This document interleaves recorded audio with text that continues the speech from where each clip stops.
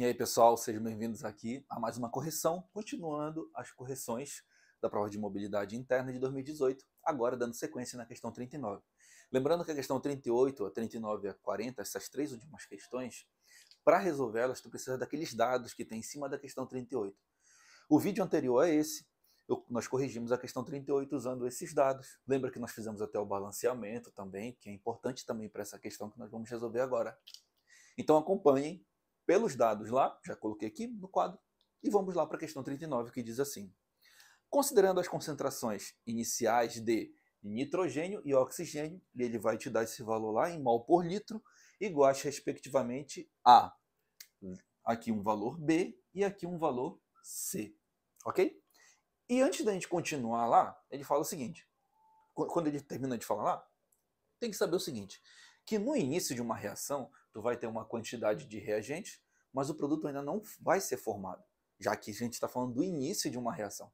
Então, no início de uma reação, eu não tenho nada ainda formado de produto. Zero. Esse é o início de uma reação. Vamos ver o que ele continua falando. E que X representa uma variação da concentração molar de reagentes e produto. Gente, olha só, quando tu tens o início de uma reação, tu tens uma quantidade de concentração de reagente. Quando esses reagentes começam a reagir, olha só, tu não tem nada de produto. Quando essas reações começam a acontecer no reagente, o reagente começa a desfazer e começa a aparecer produto. O reagente desaparece e o produto começa a aparecer. Tá? Nessa reação, então, ele falou que essa quantidade que vai desaparecer de reagente para aparecer de produto é em uma fração que ele chamou de X. Como é uma fração que ele chamou de X, então nós vamos colocar essa fração aqui. Lembrando que esses valores de mols aqui, eles vão influenciar diretamente no cálculo. Então, olha só, uma quantidade de B tu tinha inicial e uma quantidade de C tu tinha inicial e não tinha nada ainda de produto. Então, depois de um determinado tempo de reação, essa quantidade de B tu vai subtrair pelo fator estequiométrico aqui do reagente, vezes esse fator que ele falou na questão, que é uma quantidade X. Por quê? 2 desse reagente vai reagir com uma quantidade de O2 para produzir 2 mols desse cara. 2 mols desse reagente reagem com 1 mol desse reagente. Esses valores a gente já encontrou balanceando na questão anterior. Tá? Então essa quantidade do reagente de O2, que é uma quantidade C lá inicial, tu vai ter que subtrair ela pelo fator dele, que é 1. Ok? 1 que não precisa aparecer, menos a quantidade X que ele fala lá na questão. Enquanto que a quantidade aqui do produto é uma quantidade que vai começar a aparecer, é uma quantidade X.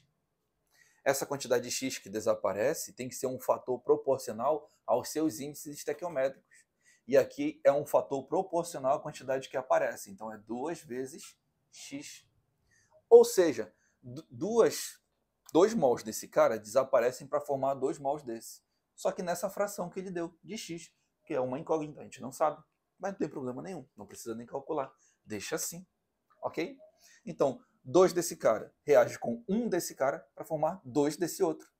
2 desse cara reage com 1 desse cara para formar 2 desse outro. Das quantidades iniciais, eu vou ter que subtrair do reagente. Por quê? Porque o reagente ele vai se decompor, ele vai desaparecer e o produto começa a aparecer.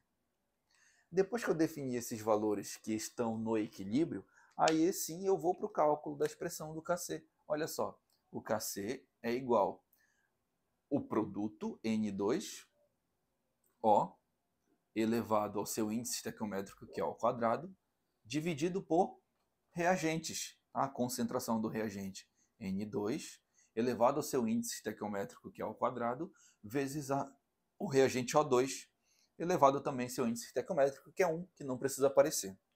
Eu posso transformar essa reação, né, pegando aqui os dados que eu consegui encontrar no equilíbrio.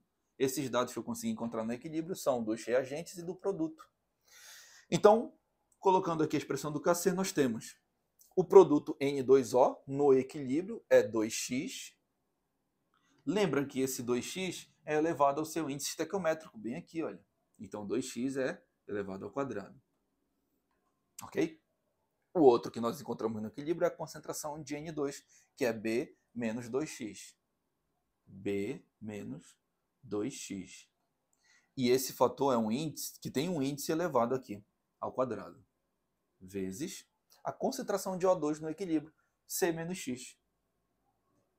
Lembra que esse reagente aqui, C menos X, é elevado à primeira potência, que não precisa aparecer. Então, a alternativa correta, que vai mostrar para a gente a expressão do Kc no equilíbrio para essa reação, com essas variáveis, é a letra C, a alternativa correta. Ok, gente? Se tu teve dúvida em algum desses pontos, eu ensino vocês no meu curso como montar isso aqui de maneira mais detalhada e trabalhando esses valores aqui. Ok? Bons estudos, pessoal. Até a nossa próxima correção. Tchau!